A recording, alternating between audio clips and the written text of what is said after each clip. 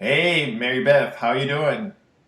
I'm great. How are you, Herbert? I'm doing fantastic. But you must be doing really good because you're in Cozumel. Yeah, I can't complain. The weather down here is amazing, especially as Colorado right now is facing some single-digit weather, and here it's consistently 70s every day. I'm loving it. It's a great place to train. So how long ago did you arrive back in Cozumel? When was that?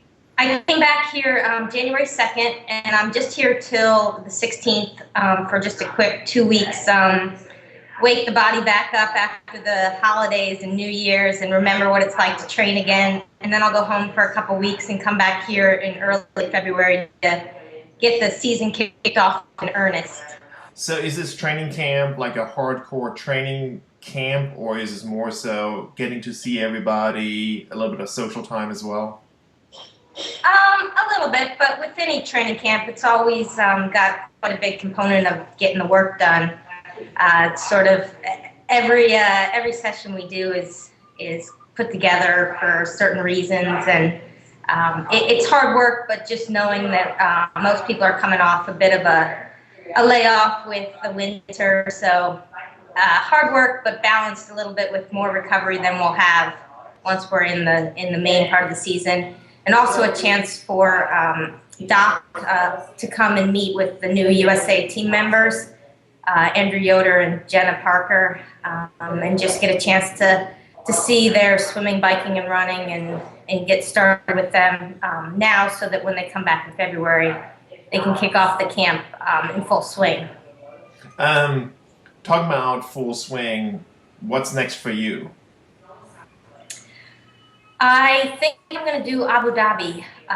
It's always been on my list of places that I wanted to visit and races I wanted to do. Obviously, it has a really high level of competition, but also it doesn't suit my strengths. So that's one of the places I really would like to work on, is that flat biking into a headwind, which I think working on that and getting that as strong as I can is only going to help me for Kona. So all the races we picked in 2012 and then this year are all going to build up towards Kona and trying to improve myself and my weaknesses so that I can hit the lava fields as strong as possible. So I'm pretty sure Abu Dhabi will be the first race of the year for me. And then after, what's next after Abu Dhabi? It's undecided. I'd like to do the St. George 70.3. The course just sounds right up my alley. I love a hard bike and a hard run.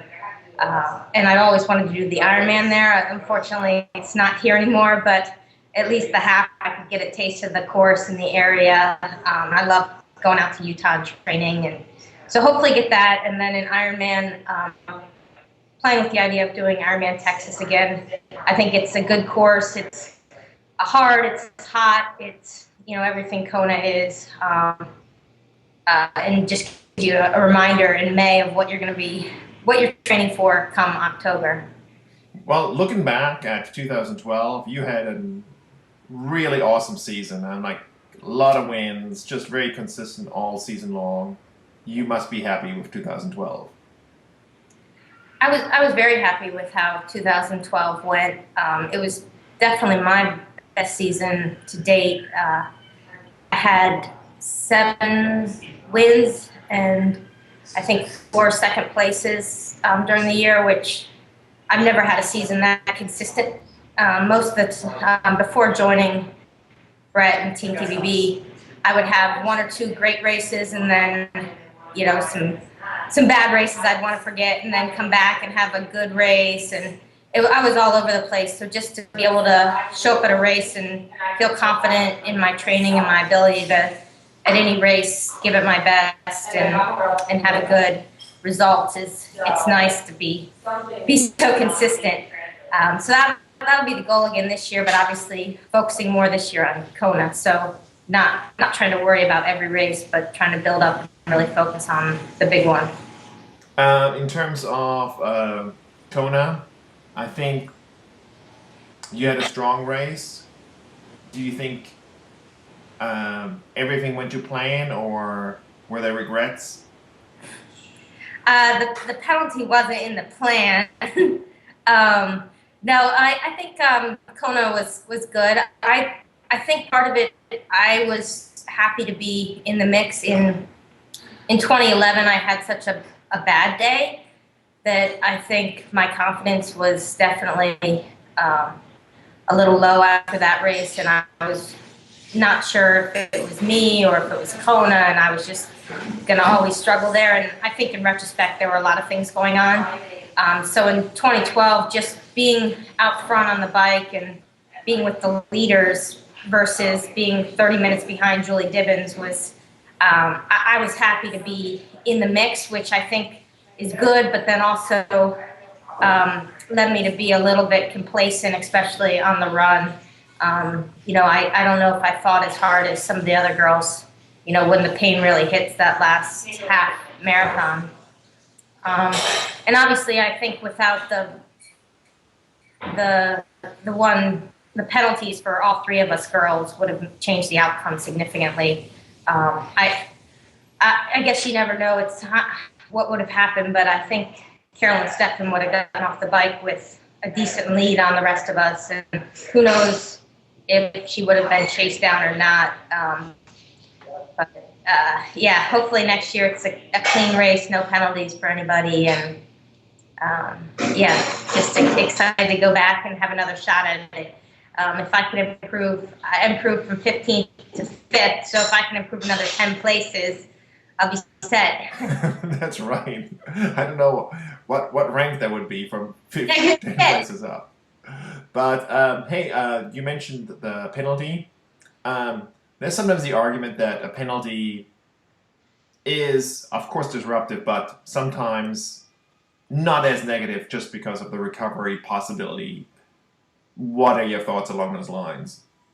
I think a penalty is always negative. I think mentally, for me, was more the negative impact than physically. I think physically, you also are negatively impacted because you're standing still for 4 minutes, 5 minutes. But mentally is where I had the most detriment to myself. I just was beating myself up about making a stupid mistake and getting a penalty, and just not racing smart. And I think that's where the negative impact came. 1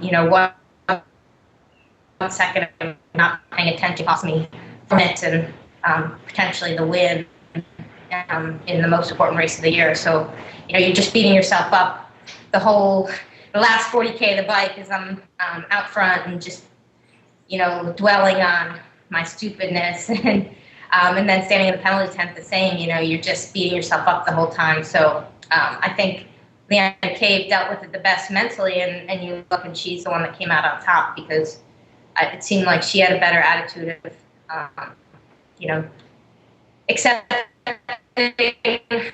accepting it and then moving on and just focusing on her race. Yeah, I think the mind is sometimes underrated, but if your mind is not with it, it doesn't matter what your body is capable of, Yes, definitely.